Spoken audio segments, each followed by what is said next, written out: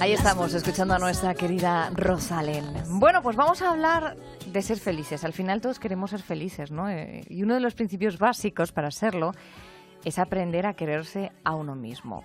Amparo Latre, ¿qué tal? ¿Cómo estamos? ¿Qué tal? Buenas tardes, Beatriz. Amparo Latre es periodista en la cadena COPE y está detrás de varios blogs. Uno de ellos es El Lío Madre y además está también en nuestro podcast Hacer Familia. Hablar en familia. Hablar sí, en familia. Sí. Y el tema de la autoestima es que está permanentemente presente en un montón de conversaciones. O sea que... Es curioso, ¿verdad?, que llegamos a la edad de adultos y muchos no saben que lo básico para ser feliz es empezar a quererse a uno mismo, ¿no? Y incluso tardan en aprenderlo y arrastran problemas de autoestima toda la vida. Vamos a conocer cómo se genera la alta o la baja autoestima, cuáles son los momentos claves para forjar una autoestima saludable en una persona. Y por eso hemos invitado a Rosa María Boral Herranz, que es autora del libro Fortalece tu autoestima y sé feliz. ¿Qué tal? Buenas tardes. Buenas tardes, Beatriz. Buenas tardes. Bueno, trabajar la autoestima de uno da tanto de sí como para dedicarle un libro. Bueno, da muchísimo de sí.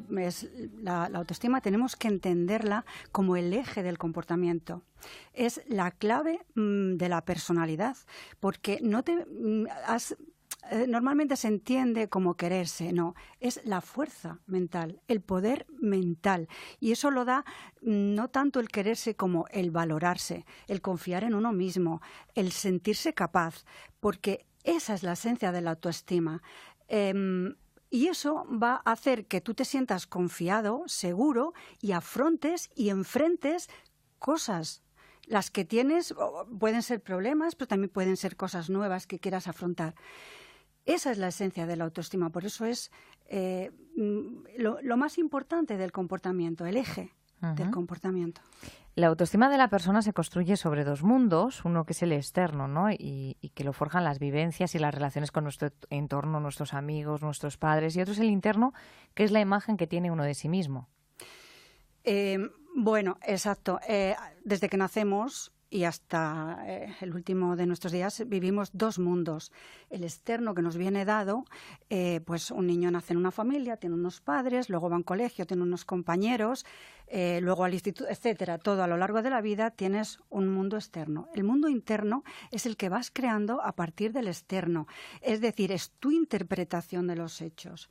Cómo tú vives eso que te ha tocado en tu entorno vivir. ¿Cómo lo interpretas? El mundo subjetivo. Y en realidad es la clave de lo que tú vas a hacer en la vida. Si ese mundo subjetivo es fuerte, tú serás fuerte. Si ese mundo subjetivo no es fuerte, serás vulnerable. Y no tiene por qué corresponderse con el mundo objetivo. Oímos todos los días cómo los padres, llega un chaval a la adolescencia y dice, pero ¿qué hemos hecho nosotros para que mi hijo haga estos comportamientos y estas conductas?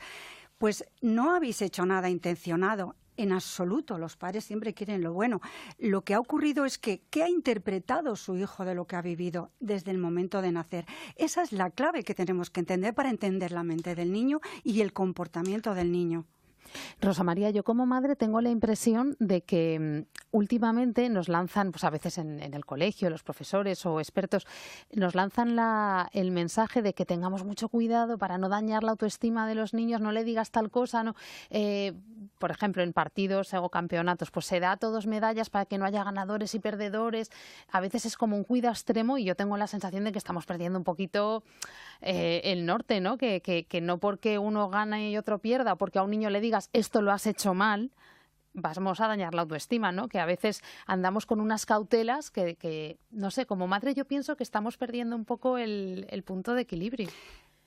Sobre todo, lo que importa no es lo que hacen los padres, que sí importa, ¿eh? O sea, luego tenemos que decir, los comportamientos externos buenos, lo normal es que lleven a un sentir interno también bueno. Positivo. Pero lo que tenemos que entender es que el niño no es un recipiente, y es una palabra un poco burda, pero es para que lo entendamos, donde recibe todo tal cual le llega, en absoluto. Tú le puedes estar diciendo a tu hijo, esto lo has hecho bien, y él puede perfectamente pensar que le estás mintiendo, por tanto no está llegando. Su autoestima no. O sea, lo que tenemos que entender es cómo el niño está leyendo lo que vive, porque esa es la clave. A ver, tan malo es el exceso de adulación, ¿no? Lo estás haciendo bien, bueno, pero también merezco esto. Exacto. Pero llegamos al extremo de que yo conozco personas con baja autoestima que dicen, es que mis padres me lo han dado todo. Y encima me siento culpable de no poder corresponder, me siento torpe si hago las cosas mal. O sea, el dar todo a veces crea un nivel de exigencia en los hijos. Por eso no es dar o no dar, es hablar con ellos para ver cómo están interpretando lo que tú haces. Podría poner el ejemplo de mi libro, el anterior, a mis padres no les importo. Esta es la respuesta que me dio a mí un adolescente cuando le dije, ¿por qué te comportas así? Me contestó, a mis padres no les importo. A sus padres les importaba muchísimo, muchísimo. Pero, ¿qué pasaba? Que trabajaban los dos y él estaba interpretando esa falta de tiempo que a él le hubiera gustado tener como que le importaba a los padres más otras cosas, el trabajo, otras cosas más que él. Él hizo una lectura de eso, no se correspondía exactamente a lo que los padres le estaban transmitiendo en absoluto, pero lo que nos importa es el mundo subjetivo, que es el que va a hacer que un chaval y una persona, en los adultos pasa igual, pero bueno, estamos hablando de cómo se gesta, cómo se gesta, porque ahí se está gestando el autoconcepto, lo que yo creo que soy, y la autoestima, lo que yo siento de eso que creo. Un niño puede estar viendo que a su hermano se le trata mejor y ya puede interpretar que a él se le quiere menos. Entonces, no es así, pero... Qué complejo encontrar ese equilibrio, ¿no? Con los hijos, porque hemos pasado de una generación en la que, bueno, pues se metía mucha caña, cuando te iban a regañar, tus padres te decían siempre, algo habrás hecho, y ahora, como comentaba Amparo, hay que ir sobre de algodones, puntilla, sí. no puedes decir absolutamente nada, y cuando hablamos de premiar, que no se quede en una alabanza vacía, en una alabanza, qué bien lo has hecho, bien, pero ¿por qué? ¿No? Pues qué bien has recogido esto, sé lo que te cuesta, ¿no? Tiene que acompañar de un argumento para que el niño lo entienda como una adulación vacía y vana que no tiene ningún peso sobre él. Por supuesto, los niños son inteligentísimos, captan el mensaje que les quieres transmitir desde pequeñitos. Bueno, si se lo dices de verdad, si se lo estás transmitiendo como o sea, políticamente correcto, por decirlo de alguna manera, ellos saben leer a los padres los mensajes. Y sobre todo tenemos que entender qué es la interpretación. Por eso la comunicación es tan importante. Yo le estoy alabando a mi hijo. ¿Es eso lo que él necesita? ¿Es eso lo que está necesitando él? Entonces, si no es lo que está necesitando, no le sirve. Es decir, lo que yo tengo que averiguar es cuál es su necesidad para yo ajustarme a ella. Me gustaría en las próximas entrevistas hablar de la correspondencia en las interrelaciones, igual de niños que de adultos, porque ahí va a estar la base de que esa relación sea buena. Si tú das una cosa que la otra persona necesita, habrá una interacción positiva para las dos partes. Si tú das, lo ponemos un ejemplo, como un regalo. Una persona hace un regalo a otra y dices, esto es una maravilla, le va a gustar. Y no le gusta porque no es lo que necesita o en ese momento o le hubiera gustado otra cosa. Esto pasa igual con las relaciones. A un niño le puedes estar haciendo pues o queriendo en exceso o no queriendo o pasando poco tiempo. Hay niños que a lo mejor pasan poco tiempo con sus padres y mi papá es que vive en otro sitio, pero luego viene y no lo toma como algo que no es importante para sus padres, que es lo que en esencia va a crear el autoconcepto y la autoestima. Soy importante, no soy importante, soy valioso. Estamos centrándonos mucho en los niños y en los jóvenes, pero hay adultos con baja autoestima. ¿Qué solución hay para el adulto que tiene esa baja autoestima? ¿Cómo podemos reconstruirla? Pues lo que tenemos que ver es que esa autoestima que se ha gestado en los primeros años y sobre todo en las 2 primeras décadas es la autoestima que vamos a tener a lo largo de la vida.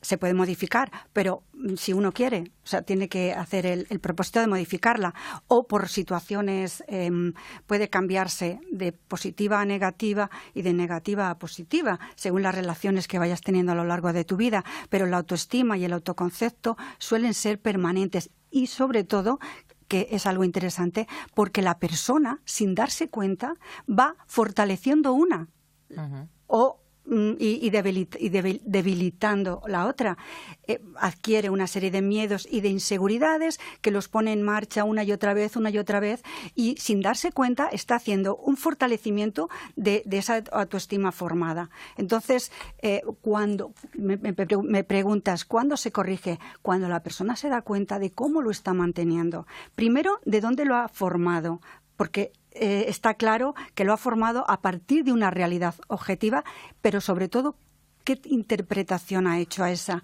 Y después, cómo está día a día, en cada cosa que hace, fortaleciendo su autoestima, la que haya formado. Está claro que todo se puede trabajar, pero me parece muy complicado, en la edad adulta, que alguien se dé cuenta y que quiera cambiarlo. Me parece mucho más complicado que cuando trabajamos algo desde la infancia, ¿no? Como comentabas. Bueno, esto me alegro que hagas esta pregunta porque pasa lo mismo con las enfermedades psicológicas que con las enfermedades físicas. Cuando algo se está iniciando, es mucho más fácil superarlo y resolverlo que cuando algo ya lleva mucho tiempo, ¿no? Que se ha arraigado. Pues con la psicología pasa igual. Si un niño está haciendo una interpretación equivocada, sesgada y está creando un autoconcepto negativo y los padres se dan cuenta, va a ser facilísimo. O sea, a mí me encanta trabajar con niños y adolescentes por lo fácil que es en cuanto detectas que les está produciendo el problema y lo cambias. Enseguida sean resultados, ¿no? Bueno, tienes un resultado más fácil que cuando estás trabajando ya con un adulto, que está tan... de alguna manera, ¿no? Interiorizado, una manera de entender el mundo. Interiorizado, arraigado, que ya no cree que lo pueda cambiar porque entra en un estado, cuando es baja autoestima, de negatividad. Yo es que eso no lo voy a poder cambiar.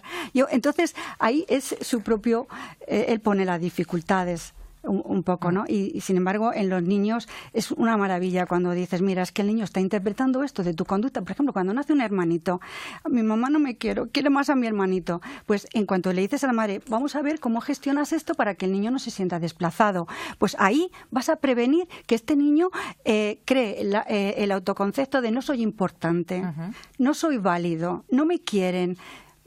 Mientras que una persona mayor ya, yo lo comparo un poco con los árboles. Cuando tienen poca raíz, tiras y sale. Cuando tienen mucha raíz, pues ya es más difícil solucionar el problema.